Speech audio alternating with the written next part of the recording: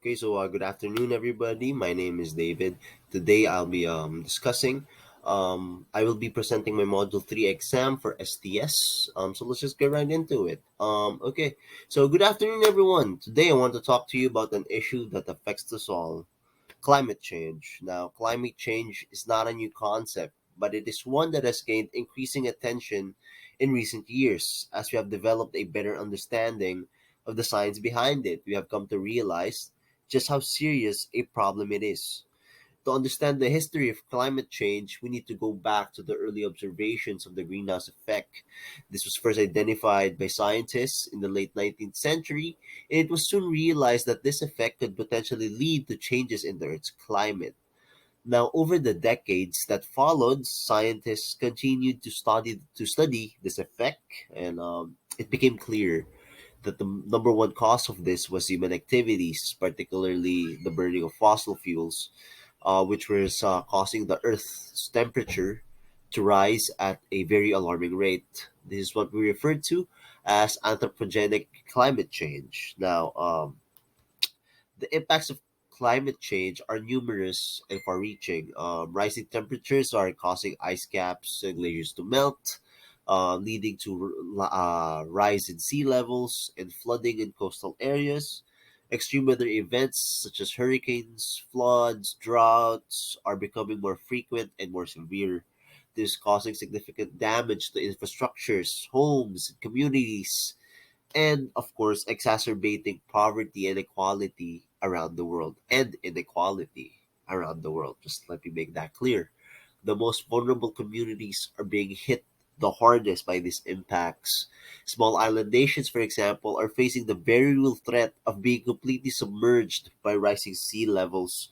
I believe there is an island somewhere in the Pacific coast wherein scientists believe that in about 50 years, that whole island will just be submerged in the water. Farmers and communities in developing countries are struggling to adapt to changing weather patterns, and many are being forced to migrate as a result. Um, However, with bad news comes good news. We still have time to take action and address this issue. There are a number of ways in which individuals, even communities, and governments can make a difference. Now, one of the most important ways to address climate change is to reduce our carbon emissions.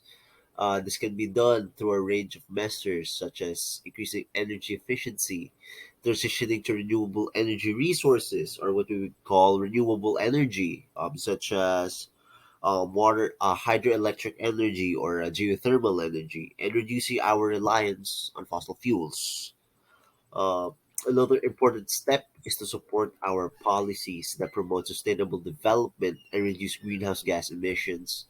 This can include things like supporting carbon taxes, investing in public transportation, and promoting sustainable land use practices. Now, when we say investing in public transportation, I mean, of course, updating our public transportations. Nowadays, we have what you would call Tesla cars, where they use electricity instead of fossil fuels, which significantly lowers our carbon footprint in the world. And finally, we can all play a role in raising awareness about the issue of climate change by talking to simply our peers in our family, sharing information on our social medias, and engaging with our elected representatives.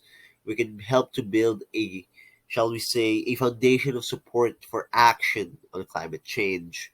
In conclusion, climate change is one of the biggest challenges facing our world today, but by working together and taking action, we can build a more sustainable and resilient future for ourselves and for our future generations. Thank you for listening, and I hope you have an amazing day.